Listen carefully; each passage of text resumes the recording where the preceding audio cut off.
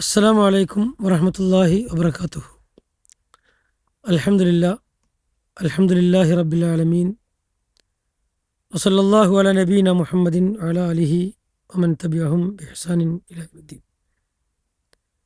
അള്ളാഹുവിൻ്റെ അപാരമായ അനുഗ്രഹത്താൽ സീറ അൻ-നബവിയ്യയുടെ 11ാമത്തെ ക്ലാസ്സിലാണ്, 11ാമത്തെ ഭാഗമാണ് ഇന്ന് നമുക്ക് മനസ്സിലാക്കാനുള്ളത്. ഇന്ന് സവാജു അബ്ദുല്ലാഹിബിന് അബ്ദുൽ മുത്തലിബ്, അതായത് അബ്ദുല്ലാഹിബിൻ അബ്ദുൽ മുത്തലിബിൻ്റെ വിവാഹവുമായി ബന്ധപ്പെട്ട കാര്യങ്ങളാണ് സൂചിപ്പിക്കുവാനുള്ളത്.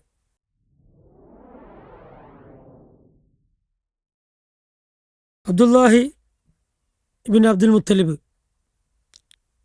വിവാഹം ചെയ്തത് 25ാമത്തെ വയസ്സിലാണ്.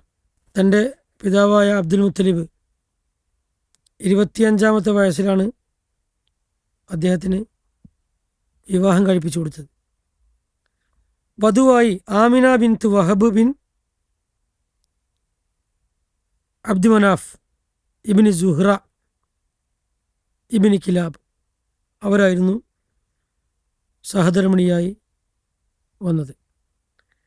ഖുറൈശികളിൽ വംശശുദ്ധിയും ശ്രേഷ്ഠതയിലുമൊക്കെ ഏറ്റവും ഉന്നത സ്ത്രീകളിൽ ഒരാളായിരുന്നു ആമിന. നബി സല്ലല്ലാഹു അലൈഹി വസല്ലമയുടെ പിതാവും മാതാവും രണ്ടുപേരും ഉന്നത കുടുംബ പരമ്പരയിൽ നിന്നുള്ളവരാണെന്ന് ഇബ്നു ഇസ്ഹാഖ് രേഖപ്പെടുത്തുന്നതായി നമുക്ക് കാണാൻ സാധിക്കും. ഇനി ഇതുമായി ബന്ധപ്പെട്ട ഒരുപാട് കഥകൾ നമ്മുടെ നാട്ടിൽ പ്രചാരം നേടിയിട്ടുണ്ട്. അബ്ദുള്ളൻ്റെ മുഖത്തെ പ്രകാശം എന്ന ഒരു കഥ സീറ ഗ്രന്ഥങ്ങളിലൊക്കെ കാണാൻ സാധിക്കും. അതായത് ഒരു സ്ത്രീ അബ്ദുള്ളയുടെ മുഖത്ത് ഒരു പ്രത്യേക നൂറ് കണ്ടതുകൊണ്ടാണ് അദ്ദേഹത്തെ വിവാഹം കഴിക്കാൻ ആഗ്രഹിച്ചു എന്ന ഒരു കഥ കാണപ്പെടുന്നു. എന്നാൽ അബ്ദുള്ളൻ്റെ മുഖത്തൊരു പ്രകാശം കണ്ടു, അതുകൊണ്ടാണ് അദ്ദേഹത്തെ വിവാഹം കഴിച്ചത് എന്ന് പറയപ്പെടുന്ന ചരിത്രമുണ്ട്. പിന്നീട് അബ്ദുള്ള ആമിനയെ വിവാഹം കഴിച്ച ശേഷം ആ പ്രകാശം കാണാനില്ലെന്നും ആ സ്ത്രീ പറഞ്ഞതായി റിപ്പോർട്ട് ചെയ്യുന്നുണ്ട്. എന്നാൽ ഇവിടെ ഗ്രന്ഥകാരന്മാർ സീറ ആധികാരികമായി എഴുതിയ ആളുകൾ പറയുന്നത് ഇത് ഖിസ്സത്തുൻ ഗൈറു സ്വഹീഹത്തിൻ വ മുൻകറത്തുൻ എന്നാണ്. അത് മുൻകറത്തായതും സ്വഹീഹല്ലാത്തതുമായ ഒരു റിപ്പോർട്ടാണ് ഇതെല്ലാം എന്നാണ്. അപ്പോൾ വിവിധ റിവായത്തുകളിൽ സ്ത്രീയുടെ പേരിലും സംഭവത്തിൻ്റെ വിശദാംശങ്ങളിലൊക്കെ വലിയ വൈരുദ്ധ്യങ്ങൾ കാണുന്നുണ്ട്. അതിനാൽ തന്നെ ഈ കഥ വിശ്വാസയോഗ്യമല്ല. ഇനി അബ്ദുള്ളയുടെ വ്യാപാരവുമായി ബന്ധപ്പെട്ട കാര്യമാണ്, കച്ചവടവുമായി ബന്ധപ്പെട്ട കാര്യം. വിവാഹശേഷം അബ്ദുള്ള ഖുറൈശികളുടെ വ്യാപാര സംഘത്തോടൊപ്പം ഷാമിലേക്ക് യാത്ര ചെയ്തു. മടങ്ങി വരുമ്പോൾ മദീനയിൽ തൻ്റെ മാതാവിൻ്റെ ബന്ധുക്കളായ ബനു അദീയിബ്നു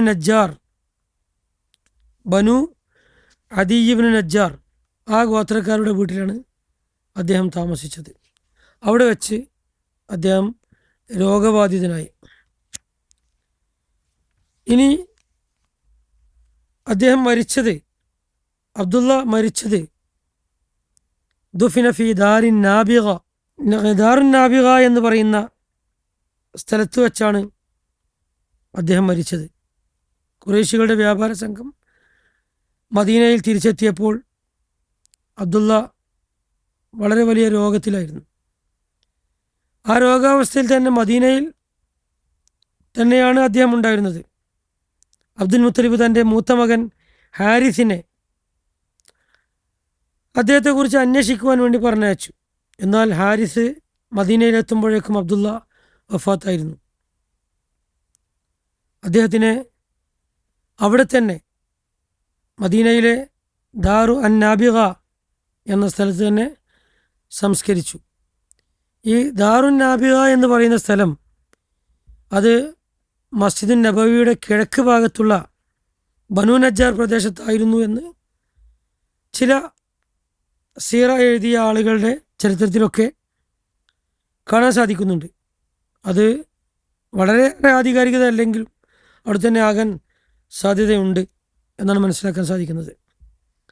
അതുപോലെ നബി സല്ലല്ലാഹു അലൈഹി വസല്ലമ ജനിക്കുന്നതിന് മുമ്പ് തന്നെ അബ്ദുള്ള വഫാത്താകുമ്പോൾ ആമിനയുടെ ഗർഭത്തിൽ നബി സല്ലല്ലാഹു അലൈഹി വസല്ലമ ഏകദേശം 2 മാസം പ്രായമുള്ള ഗർഭസ്ഥ ശിശുവായിരുന്നു. പിതാവ്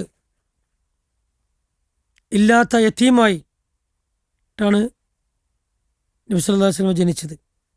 അലം യജിദ്ക യതീമൻ ഫആവ, അവിടുന്ന് നിന്നെ അനാഥനായി കണ്ടെത്തുകയും പിന്നെ അഭയം നൽകുകയും ചെയ്തില്ലയോ എന്ന് സൂറത്ത് അൽ-ദുഹയിൽ നമുക്ക് കാണാൻ സാധിക്കും. ഇനി അന്ന് അബ്ദുള്ളയുടെ പ്രായം എന്ന് പറഞ്ഞാൽ അദ്ദേഹം വഫാത്താകുമ്പോൾ അദ്ദേഹത്തിന് ആകെ 25 വയസ്സാണ് ഉണ്ടായിരുന്നത് എന്നാണ് പ്രബലമായ അഭിപ്രായം. ഇമാം അൽ വാഖിദി ഇത് രേഖപ്പെടുത്തിയതായി കാണാൻ സാധിക്കും. ഇത് തന്നെയാണ് സ്ഥിരപ്പെട്ട അഭിപ്രായം എന്നും മറ്റ് ചില റിപ്പോർട്ടുകളിലൊക്കെ കാണാൻ സാധിക്കുന്നുണ്ട്. എന്നാൽ നബി സല്ലല്ലാഹു അലൈഹി വസല്ലമക്ക് അന്ന് പിതാവിൽ നിന്ന് ലഭിച്ച അനന്തരാവകാശം, നബി സല്ലല്ലാഹു അലൈഹി വസല്ലമക്ക് വേണ്ടി പിതാവ് അബ്ദുള്ള അവശേഷിപ്പിച്ചത്